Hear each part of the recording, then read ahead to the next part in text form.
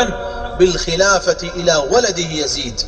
حينها تألم الحسين، ونحن نقول شهادة لله حق للحسين أن يتألم، فامتنع الحسين عن مبايعة يزيد بن معاوية. مقتل الحسين رضي الله عنه في عهد يزيد بن معاوية. لما أخذت البيعة ليزيد بن معاوية امتنع الحسين عن البيعة، لأنه كان يرى أن هناك من هو أحق بالخلافة والبيعة من يزيد. فماذا فعل؟ خرج من المدينة إلى مكة، ولم يكن على وجه الأرض يومئذ أحد يساويه في الفضل والمنزلة.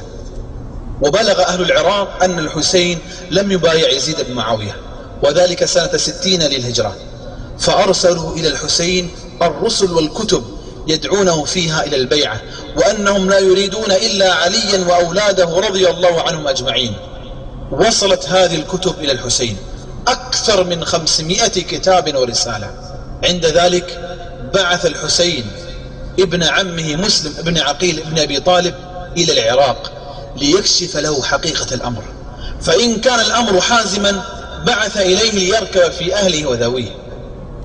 وصل مسلم إلى الكوفة، تيقن أن الناس فعلا يريدون الحسين، فبايعه الناس على بيعة الحسين، وذلك في دار هانئ بن عروة. كتب مسلم إلى الحسين ليقدم على الكوفة، فقد تمت له البيعة. تجهز الحسين رضي الله عنه خارجا من مكة قاصدا الكوفة. انتشر الخبر بين الناس يبايعون زرافات ووحدانا. عندها بلغ الأمر إلى يزيد بن معاوية في الشام. أرسل يزيد بن معاوية إلى عبيد الله بن زياد والي البصرة بأنه ضم إليه ولاية الكوفة، وأمره أن يمنع أهل الكوفة من الخروج عليه مع الحسين، ولكنه لم يأمره بقتل الحسين. ما كان من مسلم ابن عقيل إلا أن ركب فرسه واجتمع معه 4000 من أهل الكوفة. توجهوا إلى أين؟ إلى قصر عبيد الله بن زياد. عندما علم عبيد الله بن زياد بهذا الخبر دخل القصر وأغلق على نفسه الباب، وأخذ يدبر ويكيد. فماذا فعل؟ أمر أشراف وأمراء القبائل بتخذيل الناس عن مسلم ابن عقيل، ووعدهم بالعطايا، أموال، دراهم. وانظر الآن المال ماذا سيفعل؟ إنه سيشتري النفوس. فجعلت المرأة تجيء إلى ابنها وأخيها وتقول له: ارجع إلى البيت والناس يكفونك، كأنك غدا بجنود الشام قد أقبلت، فماذا تصنع معهم؟ تخاذل الناس حتى لم يبق معه إلا 500 نفس، ثم تناقصوا حتى بقي معه 300، ثم تناقصوا حتى بقي معه 30 رجلا، فصلى بهم المغرب ثم انصرفوا عنه. بقي وحده لم يبق معه أحد، فذهب على وجهه واختلط عليه الظلام، يتردد الطريق لا يدري أين يذهب.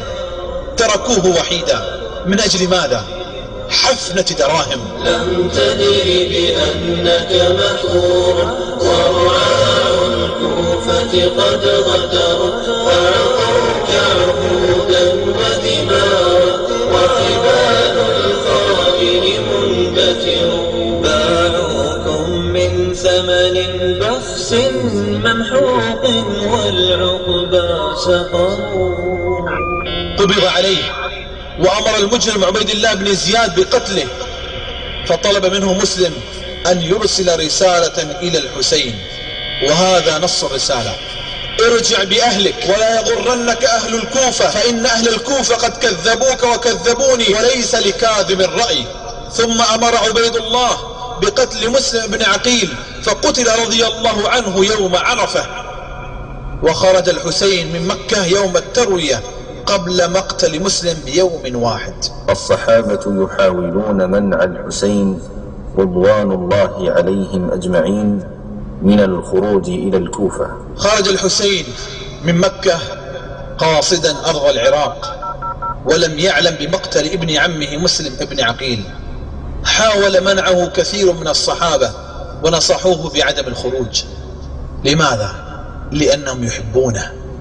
ابن عباس، ابن الزبير، ابن عمرو، أخوه محمد بن الحنفية وغيرهم، ومن بينهم عبد الله بن عمر بن الخطاب رضي الله عنه. قبل خروجه قال له ابن عباس: أين تريد يا ابن فاطمة؟ قال: العراق وشيعتي. قال: إني كاره لوجهك هذا تخرج إلى قوم قتلوا أباك، لولا أن يزري بي وبك الناس لشبثت يدي في رأسك فلم أترك تذهب. ثم بكى ابن عباس فقال الحسين: لأن أقتل في مكان كذا وكذا أحب إلي من أن أقتل بمكة. يا ابن عم، والله إني لأعلم أنك ناصح شفيق، ولكني قد أزمعت المسير. وكان ابن عمر بمكة فبلغه أن الحسين قد توجه إلى العراق. هل جلس في بيته أم لحقه؟ بل لحقه على مسيرة 3 ليال. فلما أدركه قال له: أين تريد؟ قال: العراق، وهذه كتبهم ورسائلهم وبيعتهم. الحسين رضي الله عنه غرر به، قال له ابن عمر: لا تأتهم، لا تأتهم. فأبى، فقال له: إني محدثك حديثا.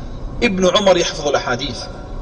إن جبريل أتى النبي صلى الله عليه وآله وسلم فخيره بين الدنيا والآخرة فاختار الآخرة ولم يرد الدنيا، وإنك بضعة من رسول الله والله ما يليها أحد منكم أبدا، وما صرفها الله عنكم إلا للذي هو خير لكم.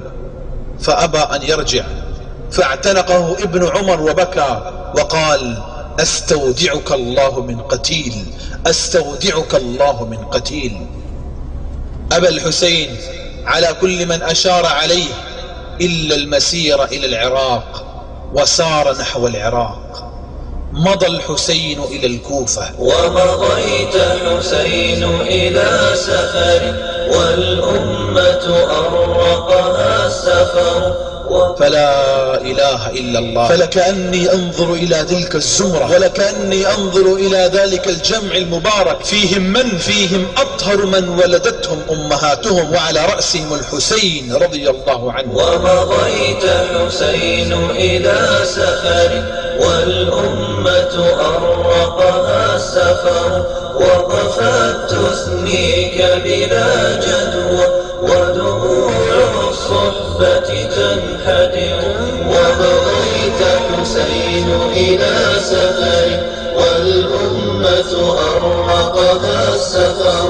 وقفت تثنيك بلا جدوى